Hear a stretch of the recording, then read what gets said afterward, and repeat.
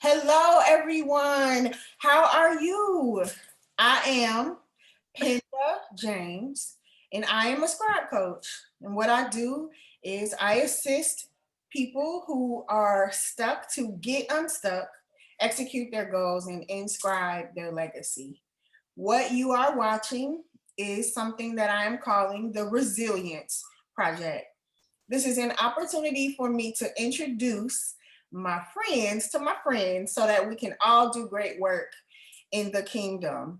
I am working to gather tools for leaders to remind us why we are resilient, how we have and always have been resilient, and what we need to do in case we forget.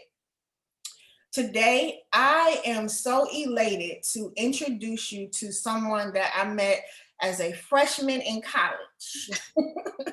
This is Teresa A. Barrage, and Hello. she is originally from Cleveland, Ohio. Go Browns! You know, Yes, yes. a big Browns fan. Yes. She's always looked out for me, and I'm gonna tell you, if you know anything about me and about what I do for people as a writing coach, it really all came from Teresa. When Wow. she graduated from Wilberforce, she said, Penda, I don't have anybody to take over the newspaper and I need you to do it. And she showed me what to do. Back then, we had X-Acto knives and rubber glue. Exactly. We had the newspaper paper and we had Right. to lay it all out and take it to the printer ourselves. And now everything is digital. And so Right. I was honored to be able to take up that mantle after she graduated. And then the second semester, it was taken over by the communications department. But what that did for me was it opened up in me the scribe coach because I had to make sure that the writers who were writing told the full story. So I am always, always, always going to make sure that Teresa A. Barrage has everything that she needs because Oh, God used her to open me up to walk in my purpose. So, wow. is there something that I did not say that you want our guests to know about you? Wow. Other than that, I just love to create. I love to write. I've been writing since a young lady, mainly as a teenager. I've always liked to write poems and short stories, and just I keep a journal and just write out my thoughts and my days, the things that I want, my goals and my dreams. Um, so that's about it. I always like to create, whether it's writing, and I also act. I do acting and things like that. Even art, even visual art, I do. So just Photography? yeah, I like taking pictures. I do.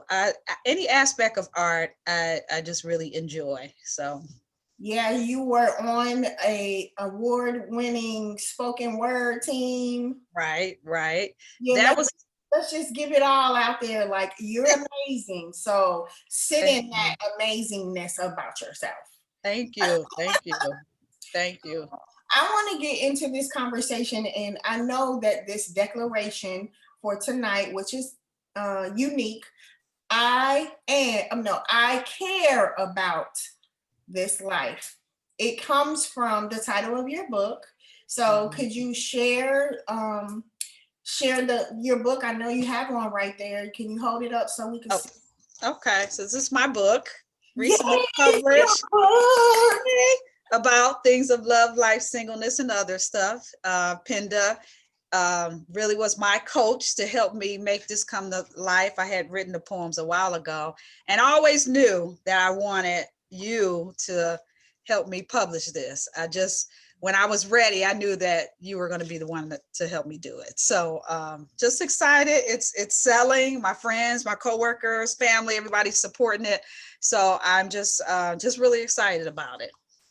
So I want to help our leaders who are watching to gather some tools about this declaration so that they can remain resilient. So when we say, I care about this life, how do you define what that means?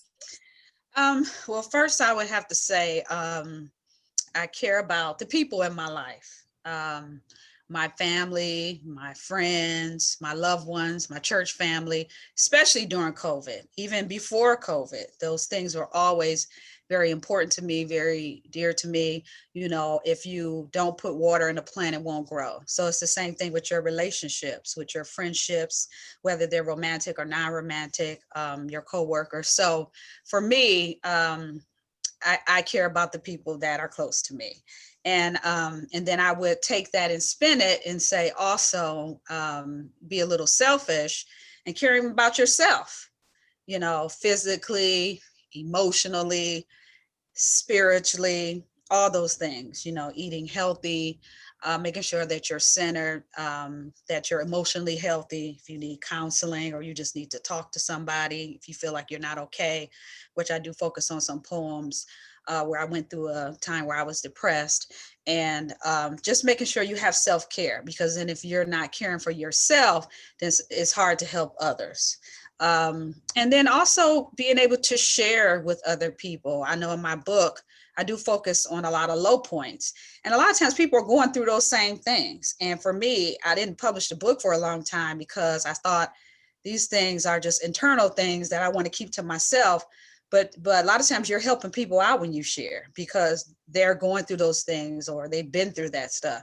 So yeah, so that I would say that those particular things. So So after I watched your book release, I was given the declaration. Like initially, when I was like, Teresa, I want to talk to you and I want us to talk about your book. And the declaration at that time was, I'm about this life. right, And then when right. I listened to your book release Mhm. and I heard how people are responding to the way Yeah. that you wrote, what you wrote, and your experiences in this life, that's when it shifted for me. I care Mhm. about this life. Mhm. And Mhm. so I want you to explain to us how caring about this life has been a thread throughout your life. Um, well, for me, you know, I'm a Cancer. Cancers are home people, they're family people. So for me, it's always just been the center of my world. Like for me, it was always me, my brother, my mom. We were like the three amigos. So, you know, even when I went overseas to study abroad, when I did my undergrad, and you know, I was over all the way across the water all by myself. You know, it was a very challenging time because I was just so used to being with my family, with my college family, and I missed everybody. So for me, it has always, that thread has always been family, being close to family. And even when I lived in Chicago, I just always missed my family. You know, I'm like, okay, I want to go here to pursue some things, but you know, I need to be like down the street from my mom and my brother. I need to be able to like feel them and touch them. So for me, it's always just been like a physical thing and a spiritual thing, being in their presence, you know, being with them. And because this is just, it's always been something important to me, you know, just all through my life. I think it's just innately just part of who I am as a person, you know, to have that connection with church and people and life and experiences, and you know, almost like that iron sharpens iron type thing. So So one of the, I know this is random, but one of the memories that I have of you is when I think that you were a senior and you were in a photography class and okay. you were trying to teach me how to capture a moving object. Do you remember that? Oh, I don't. I do remember taking a photography class So though. you were standing outside of the King Science building. Yeah. I walked up to you and I was like, Teresa, what are you doing? And you're like, I got this photography class. And did you know that in order to capture a moving object, you have to move with it? With it. Right, So there right. were cars, you know, on big Going up the road. Yeah, yeah. cars going up and down. And so I just stood there and watched you trying to capture Ooh, cars and make them still in your in frame. the picture. You Wow. were so excited about that. And that's something that I always remember about you. And so Oh my as I God. was thinking about this process with us and talking tonight, I thought about how meticulous you've always been about everything. Oh And wow. standing out there at the King Science Building, trying to capture cars, moving, and then saying, I care about this life. Right, So put it right. into perspective. Sometimes things happen to us in life, and they happen so quickly, and they happen Mhm. without us really recognizing what's happening around us. But Right. I Right. thought about you saying this book is about life, love, singleness, Mhm, and other mhm, things. And mhm, what you did, Teresa, when you wrote this book was you mhm. stood in a space where things were whizzing by you, Yeah. and you Yeah. followed it, Uh, captured it, and made yes. it real. Wow, that's an awesome analogy. Like I never looked at it like that, but that is exactly what I did. That's exactly what I did. I went to those moments where, say, when I was in love, or when I was falling out of love, or when I wanted love, in my singleness, and I am single still, and taking those moments and capturing them, and saying, hey, this is not bad just because I'm here in this space. Let's figure out what we need to see in this space. What does God want us to figure out in our singleness? In my singleness, do I need to work on myself? Do I need to figure out what it is that I want? What mistakes did I make? Because in any relationship, it's never just one person. It's a two-way thing. So you have to look at yourself. What things can I work on so that I can be prepared for the next time that love comes along, which it will come along. So, I mean, that is an awesome analogy, because a lot of times I felt guilty about stopping the camera and saying, let's look at this. Because I thought to myself, hey, I should be beyond this. I should be saying this, or I should be saying that. But I did kind of give myself a sort of a pass to say, hey, okay, if I felt sad in this moment, so what? I'm going to say I felt sad. Or if I felt happy, this is where I was. Or if I was depressed, I went through that depression. I want to capture it in a poem, because I want to let people know this is where I was. But then there was moments with my family, with my mom, my brother. I wrote about all those things. My stepfather, who wasn't my real father, who loved me like I was his own. Like, who does that? What man comes along and loves a child that's not even his own, that even transcends my mind to think, I don't even miss, I'm not saying I miss having a father. I know what a father's love is because of him. So Yeah. I don't even feel like, because my father wasn't there, that I don't know a father's love, because this man came in my life and showed me what that is.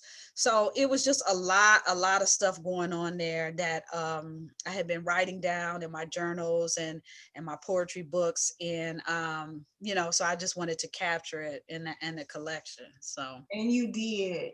And thank you. when I hear people talk about how your poetry is really impacting them, I just Yeah. know that you did it. Standing out there in that, and I think it was cold that day.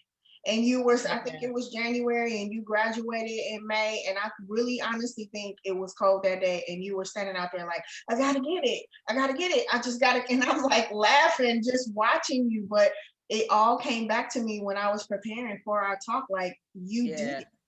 And I think I remember that day. It's coming back to me. I think I remember where I was standing. And I may even have some of those pictures. Now that you bring it up to memory, I'm like, yeah, I think I still have those pictures. Because I think that was Mr. Paget. I think he taught that Yes. class. Yes. Yeah, he taught that class. And yeah, I mean, we was old school photography. He was in the dark room and everything. So that was my first experience doing that. So Did it. So I know that you read Cupid in yeah. your book release. I love that. Could you read that one since we talked about Okay. it? Okay, yeah. And so this is like I said in my release, this was my way of poking fun at myself about love. And why hasn't love found me? So it's called I Saw Cupid. And it goes like this. I saw Cupid the other day, but he was not even looking my way. His arrows already named, but my name was not among them. I saw Cupid the other day, riding in his van equipped with GPS, charting out his plan, his love maps in hand. but my street was not even within his glance. I saw him perched behind a bush, waiting for her to walk out just as she should. He stopped to text somebody, and then back to business he went. Dialed another up on his iPhone, his appointment he dare not miss. I saw Cupid the other day, and he caught me staring at him, and he just rolled his eyes at me. Oh, that's just my fun love poem there. We were talking about love, and we were talking about singleness. I wanted you to share that. And what do you want people to know about caring about this life? Um, I think I would want people to know that we really have to focus on what's important. And like I said, with the virus, it really kind of brings things into perspective because people are dying, people are losing their jobs, people are in food lines, and we don't want to focus on things that are not important. We want to forgive. We want to call up that person that we need to talk to, who we haven't talked to, who maybe God has put on our hearts for whatever reason. And so we want to keep everything in perspective and focus on what is really important. And one example of this is that I text my mom and my brother. Normally every Christmas we do gifts, and my mother loves to give gifts, and I do too. And I told him, I said, I don't want anything. I really couldn't even think of anything that I want. I said, I want you guys. I just want to be in the same room with y'all, spend time with you, y'all. And so they didn't respond. So I text them back like, so I guess that means y'all want gifts. But my mother said, well, that's a part of it, and I just let my brother LOL and all this. But I know they care about me. Even if we didn't have no money to exchange gifts, being together would be enough for all of us. But I'm in that space this year. I just feel like there is nothing like material. There might be some material things that I want, but nothing that I really need right now, other than the comfort of knowing that people are okay, people are healing, that people at my job are getting infected with this virus, but a lot of them they're overcoming, Okay. and they're just going through the symptoms, and they're coming back from it. And so that's what's really important, just people's well-being and being together and being able to love each other and support each other. Yes. So, can you speak to a leader who is going through the motions and needs to remember to care about this life again? um I would say just not to sweat the small stuff. Like, what your goals are, what you want to set out to do. Don't let things distract you. Take it one day at a time. Um, a lot of times for myself, sometimes I may overreact or allow myself to get overwhelmed. So don't get overwhelmed. Keep everything in perspective. Take it one day at a time. Listen to that small, still voice in your head. Stay on track, and be around with people that are excited and happy for you, people that are doing things that, a lot of times you could pick up on people's energy. Like, you could tell when people are jealous of you, or you could tell when people don't really support you or not happy for you, even though you may have even supported them. And so you have to take those cues and want to gravitate towards people that are bringing that same energy and that forwardness and that positivity, because I think that'll keep you uplifted as well. Because sometimes I think we might get comfortable in those places where people kind of just saying the same things to us. But no, you want to elevate. So you want to be around people that's trying to elevate along with you. Yes. Do you have any final thoughts? Another poem you want to share? Yeah, we were talking, I hope I didn't lose this, about as far as, I lost my marker. Oh, okay. So this is one poem. It's called "My Goal Is to Arrive," and I just go through all the different decades of my life and what I feel like where I want to be when I get to certain parts of my life. But it's called "My Goal Is to Arrive," and it says, "I have not arrived. I am still figuring, exercising my childhood demons. I am gathering back the pieces I gave away in my 20s. Mm. Boy, you better give me my stuff back. I have not arrived. I am still striving, gluing my mind back together. I am in the making, storing up the wisdom of my 30s. I know better now. I have not arrived. I am striving to get to my 40s. Welcoming my strands of gray. They're coming in even now. I am just clay, resting in the hope of my 50s. Girl, you are bad. And relishing in the wholeness of my 60s and beyond. I will get there. And so that's just kind of seeing myself, as I was young and coming through, where I want to go, where I want to be. Of course, we never know when God is going to take us out here, but being able to see beyond where we are and know that we want to be whole, we want to be better, we want to be wiser. We don't want to just be in the same mentality we was when we were in our 20s. You want to make better decisions or whatever about your career and your love life, friendships and things like that. So my goal is to arrive, whatever that is. But I know I see it. I know it's there, and it doesn't mean that you're not going to make mistakes. You're not going to fall down. You will, but you will come out of it a better person. Well, I just want to thank you for your time sharing this declaration. I care about this life. And I encourage everybody who is watching us to go get a copy of this book.